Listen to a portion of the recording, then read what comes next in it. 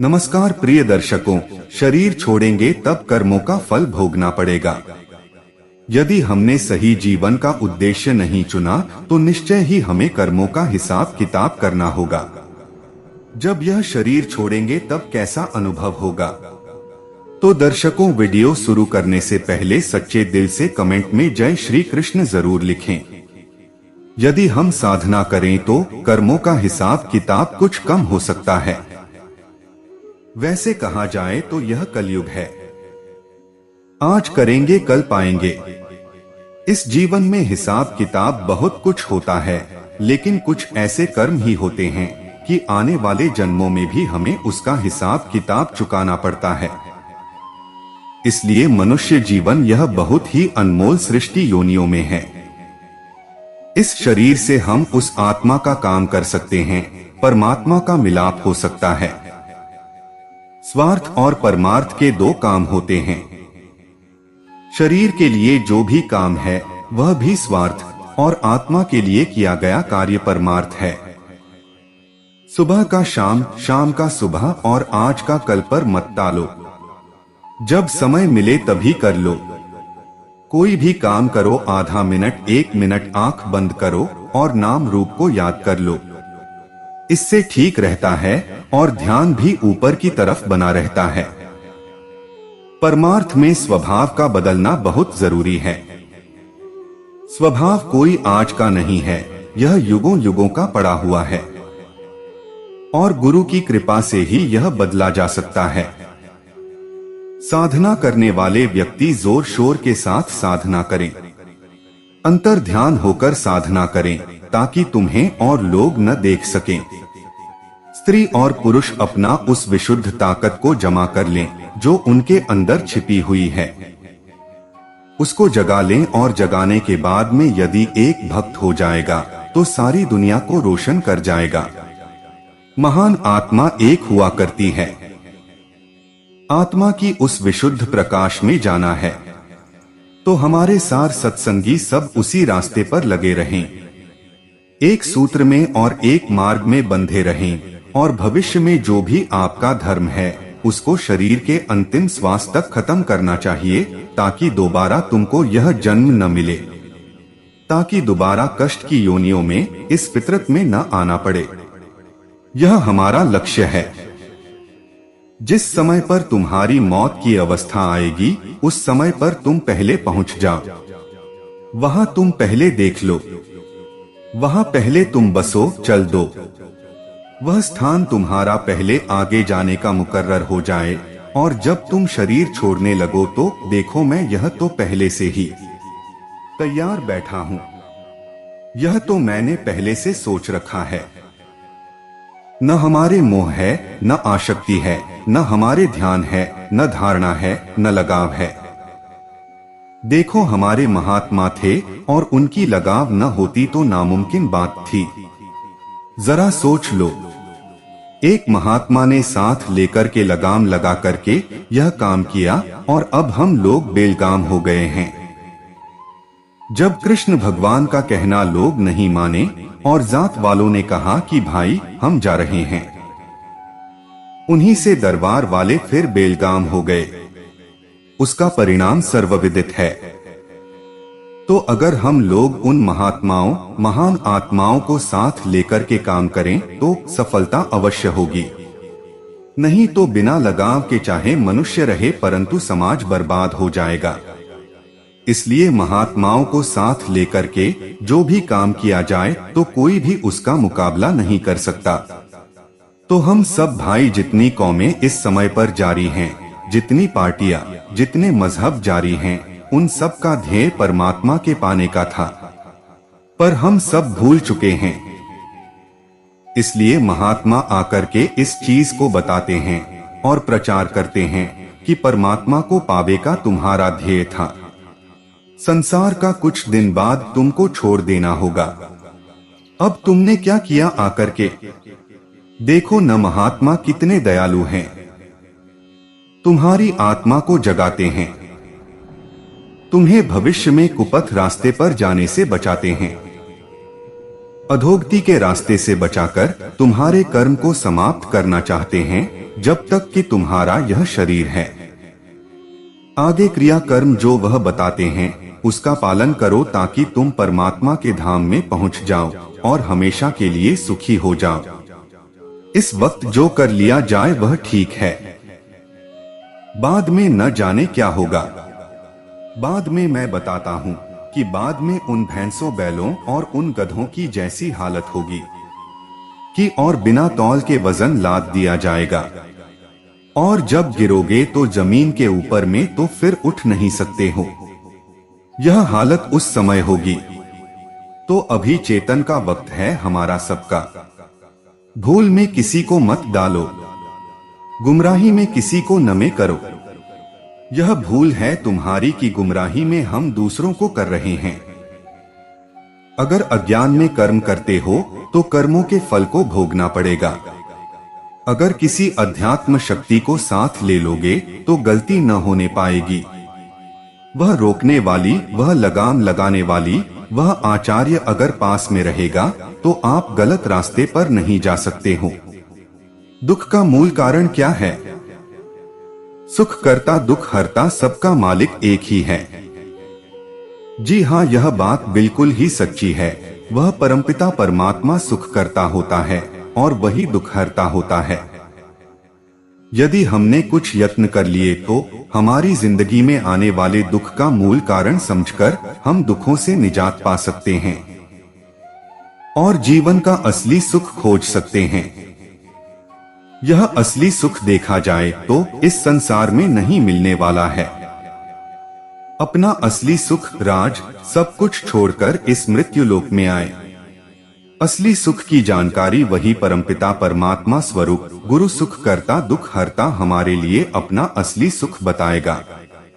और उस बताए हुए रास्ते पर हम चले तो परमात्मा की असीम कृपा से, गुरु की महान कृपा से हम अपने असली सुख, असली घर पहुंच सकते हैं। मनुष्यों ने इच्छाओं के विस्तार में आकर दुखी जीवन बना रखा है। जितनी इच्छा बढ़ती जाएगी उतने सामान की जरूरत होगी। पैसा नहीं रहने पर अपनी मेहनत के अतिरिक्त पैसा पैदा करने की चेष्टा में रहना, और अंत में जब वह उन वस्तुओं को न पा सका तो चोरी, रिश्वत तथा व्याज व्यवसाय में कपट करेगा। अनेक रास्तों में वह ठगेगा और उसकी पूर्ति करने का प्रयास मान इज्जत के साथ परिवार को दिखलाएगा कि मैं बहुत शक्तिशाली हूँ, परंतु नाजुक परिस्थितियां अपनी उसे मालूम है। उसके लिए वह खुद चिंता में रहता है। दुख को दूर करने का प्रयास करो। मन की तरंगों का विस्तार अलौकिक है जो कि खुद वही समझ पाता है। मन बहुत दुष्ट, पापी, कपटी, झूठा है जो कि जीवात्मा का महान शत्रु है। इसका छल कपट गुरु के पास से जाएगा और कोई उपाय नहीं है। मनुष्य सब अंतर के मार्ग भूल चुके हैं। कारण यह है कि हर मनुष्य काम धंधों में फंसकर लोलुप हो चुका, स्वार्थ भाव में उतना व्यग हो गया जैसे काम की मस्ती में कुत्ता सब कुछ भूलकर पागलों की भांति दौड़ लगाता है। उपरांत जिन्होंने कथाओं के द्वारा मुक्ति के हेतु जो कुछ सुनाया उसका असर अच्छा न पड़ के खराब पड़ा और जीव मुक्ति के फल को सुनकर निश्चिंत हो गए, पाप धुल गए। अब वे नए पाप फिर करते हैं। फिर कथा, पूजा पाठ, मंदिर में जाना और तीर्थ देशाटन करेंगे, परंतु एक भी पाप न धुलेगा। इनकी आत्मा गंदी होती जाएगी। यदि हम इस मनुष्य शरीर में आए हैं तो हमारे पास सोचने विचारने की क्षमता है। अच्छा बुरा जानते हैं, हानि लाभ जानते हैं, सुख दुख जानते हैं। उसके साथ यह भी जानते हैं कि सुख कहां से प्राप्त होगा और दुख कहां से प्राप्त हो रहा। दुख तो इस संसार में है ही। यदि वास्तविक सुख चाहिए तो हमें इस संसार से हटकर कुछ करना होगा, क्योंकि यह सब उस परमेश्वर के हाथ में होता है। वह हमारे लिए ऐसे सुझाव देता है, हम काम करते हैं, प्रगति की ओर बढ़ते हैं और एक अच्छे रास्ते पर सुख पाने की लालसा में चलते हैं। महानुभाव, कलयुग का अर्थ क्या होता है? नाम की महिमा क्या है? सबसे पहले कलयुग के बारे में समझते हैं। कलयुग का मीनिंग अथवा सीधा अर्थ होता है आज करो कल पाव, या कलयुग आने वाला युग समय है। आज हम जो भी कर्म करेंगे उसका फल कल आने वाले समय में मिलने वाला है। कलयुग का सीधा सरल अर्थ है। आगे इसको और अच्छी तरह से समझाया है, जिसे चलिए आगे जानते हैं। यह कलयुग नहीं, यह तो कर युग है। कलयुग का मतलब नहीं कर युग है। इसमें तो जल्दी तत्क्षण यह काम होता है, इसका तो प्रमाण है। कहते हैं कलयुग में नाम तो तत्क्षण मिलेगा। यह नाम की महिमा है कि नाम कलयुग में प्रकट होगा और प्रकट है, और युगों के नाम की महिमा है। नाम की महिमा और युगों में नहीं आई। यहाँ तो महात्माओं ने कलयुग में ही नाम को प्रकट किया है। नाम प्रत्यक्ष मिलेगा और प्रकट करना चाहते हैं, और नाम को आज सुनना चाहते हैं और अखंड ध्वनि प्रकट करना चाहते हैं, तो थोड़ा सा आपको साधन करना पड़ेगा। वह भी साधन ऐसा है कि निमित्त मात्र, कोई ऐसी कठिनता नहीं। स्त्री पुरुष को सब कर सकते हैं, लेकिन फिर भी नहीं। अब भी उनको इस बात का संदेह है कि कलयुग में यह नहीं हो सकता। आंख नहीं खुलेगी, कान नहीं खुलेगा, और कलयुग में यह आनंद नहीं मिलेगा। क्या ये महात्मा सतयुग में हुए थे, या त्रेता में, या द्वापर में हुए थे? वे तो अभी कलयुग में हुए थे। तो कलयुग में ही सब कुछ हो सकता है और युगों में नहीं। पर आज हमें विश्वास नहीं होता है, इसलिए सिनेमे में विश्वास है, इनकी शक्लों से विश्वास है। उसमें समझते हैं कि रस और आनंद आता है, उसमें विश्वास हो सकता है। और बाकी यह है जो कुछ नहीं दे सकता है, उसमें विश्वास है। फिर ऐसे ही गुरु चाहते कि जिसके पास कुछ न हो उन्हीं के पास में आप जाते हैं, तो मिलेगा क्या आपको? कुछ नहीं मिल सकता, आप बेफिक्र रहें। कहते हैं कनफू का गुरु हद का बेहद का गुरु, और बेहद का जब गुरु मिले लगे ठिकाना ठौर। आपका ठौर ठिकाना तभी लगेगा जब बेहद का कोई गुरु मिल जाएगा। एक सर्कल के अनुसार सतयुग, द्वापर, त्रेता और कलयुग, इन चारों के क्रमानुसार कलयुग के बाद सतयुग आएगा। यह विधान ग्रंथों और महापुरुषों ने कहा है, क्योंकि जो भी सदग्रंथ होते हैं वह पूर्ण महापुरुषों की दिव्य दृष्टि के अनुसार लेख लिखते हैं। इसलिए कलयुग के बाद सतयुग आएगा। मनुष्य जीव कल्याण हेतु धर्म अनुसार चलना चाहिए। दिए गए उपदेश जो मानव जीवन के लिए कल्याणकारी होता है। मनुष्य को अपने जीव कल्याण के लिए इस लोक में धर्म के अनुसार चलना चाहिए। जैसे कि आप हम सभी जानते हैं कि पग पग पर हमें कर्मों से गुजरना पड़ता है। जाने अनजाने में पता नहीं कितने अच्छे और बुरे कर्म हमसे बन जाते हैं। यदि हम महात्माओं के द्वारा बताए हुए संदेशों का अनुसरण करें और अपने जीवन में उतारे, तो हम एक धर्म के अनुसार चल सकते हैं। मनुष्य को अपने जीवन कल्याण के लिए कोई ना कोई धर्म को जरूर अपनाना चाहिए, ताकि वह एक शांति सुकून का जीवन व्यतीत कर सके। चलिए जानते हैं महात्माओं के द्वारा दिए गए मनुष्य जीवन कल्याण हेतु संदेश को। संत मार्ग परम पुरातन है। यह संतों का मार्ग नाम का है, जिसका साधन हर मनुष्य नहीं कर सकता है, क्योंकि संतों की क्रिया दुनियादारों के साधन से जुदा है और शब्द के मार्ग में अभ्यास करना पड़ता है। लोग नया अभ्यास करना अपनी मान हानि समझते हैं और पूर्व के स्वभाव अनुसार आत्मनिरूपण की क्रिया उन्हें कठिन मालूम होती है। वास्तव में बात तो यह है कि जब संत यह जीवों को समझाते हैं कि तुम्हें शुभ अशुभ कर्म का फल जरूर भोगना होगा, और तुम यदि यह काम नहीं त्यागना चाहते हो तो आत्म कल्याण नहीं होगा। इसी से संतों से विरोध होता है कि संत कर्म का खंडन करते हैं। आत्म कल्याण का भी तो मार्ग कर्म है, पर जिस क्रिया से आत्म कल्याण होगा संत उसी कर्म को करावेंगे। संसार भाव वाले प्राणी जनों के भाग्य में अभी कल्याण का समय नहीं आया है। इसी से महान जनों की क्रिया विपरीत मालूम होती है। चित्त विरोध रहता और आत्मदर्शी महान जनों से दूषित प्रकृति के लोग दूर रहते हैं। इसी से सत्य भाव का उपदेश होने से जीव दूषित क्रिया करते जा रहे हैं और लोगों में सदाचार का अभाव होता जाता है।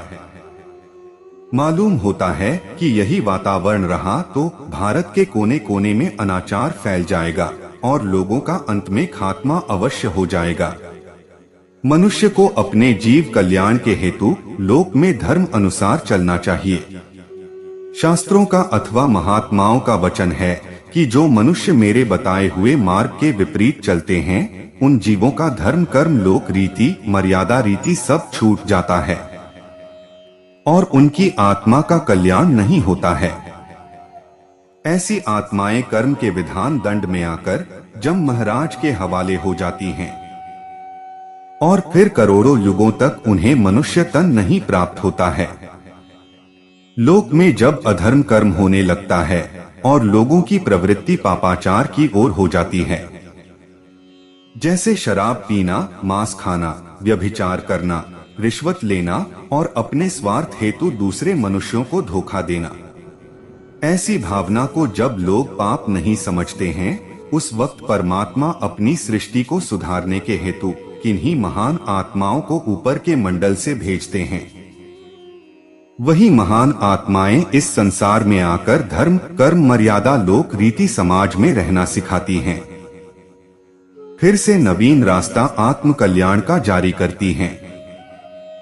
ऐसे समय में कर्मी जीव इस सरल रास्ते का जो पुरातन सनातन आदि से चला आता है उसको अनसमझता से कहते हैं कि नया रास्ता है और इस आत्म कल्याण के पुराने रास्ते से दूर रहते हैं।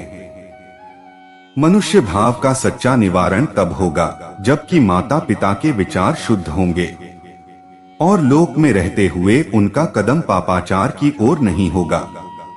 तभी माता पिता अपनी संतान को उच्च आदर्श की शिक्षा लौकिक सामाजिक देंगे और साथ ही साथ धार्मिक आत्म उत्थान की भी शिक्षा होगी।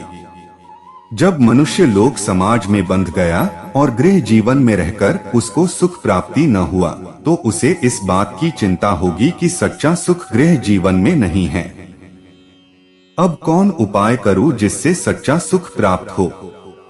शिक्षा के अनुसार गृह जीवन के नवयुवक सज्जन संत पुरुषों की तलाश जिज्ञासा के अनुसार करेंगे और भावपूर्ण जिज्ञासु जीव को महान पुरुष महात्मा अवश्य मिलेंगे और वही आत्मसुखी महात्मा आत्म आनंद जरूर देंगे। तब जीव को सच्चा सुख प्राप्त होगा। माता पिता की शिक्षा असत्य है।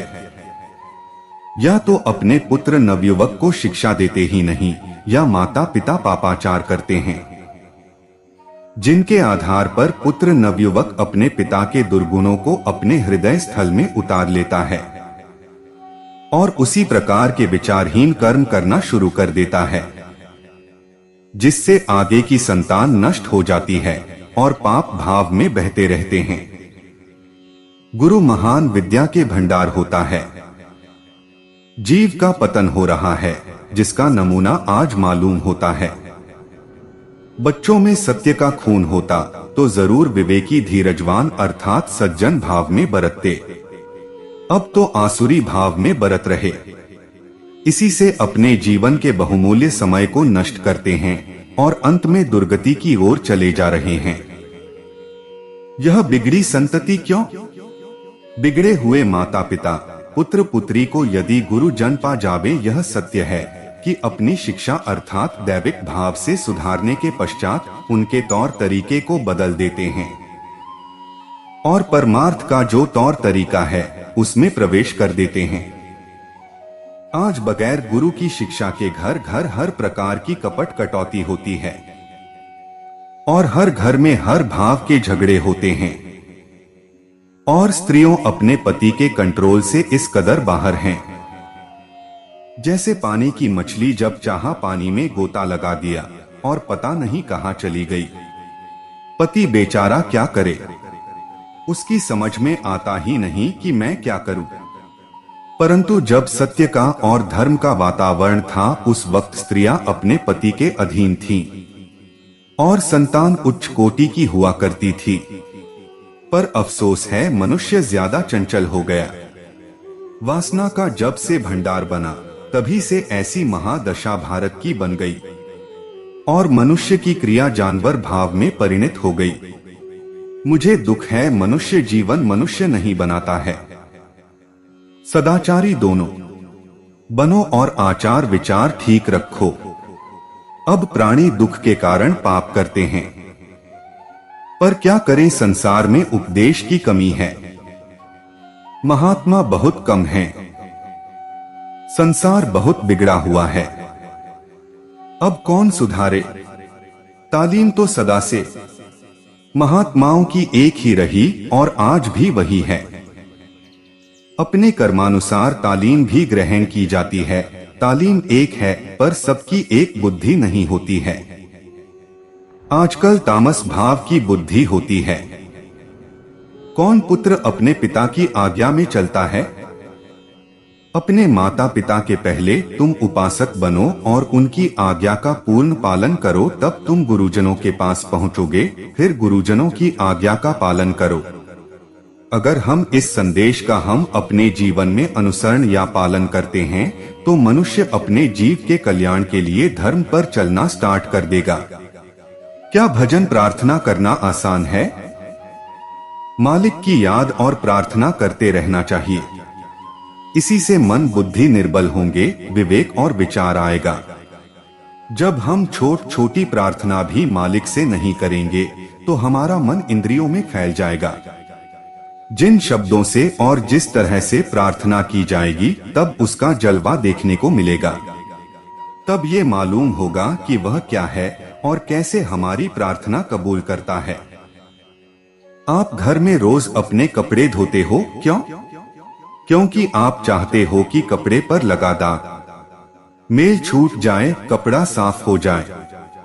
अगर वह घर में नहीं छूटता तो उसे धोबी को देते और कहते हो कि जैसा भी हो कपड़े के दाग छुड़ा देना। वह कपड़ा ले जाता है। फिर क्या करता है, कैसे धुलाई करता है, इससे तुम्हें कोई मतलब नहीं। तुम्हें तो बस साफ कपड़ा चाहिए। वह तुम्हारे कपड़े ले जाता है, भट्टी पर चढ़ाता है, साबुन मिलता है, मुंगरी से पीटता है, फिर साफ करके तुमको देता है।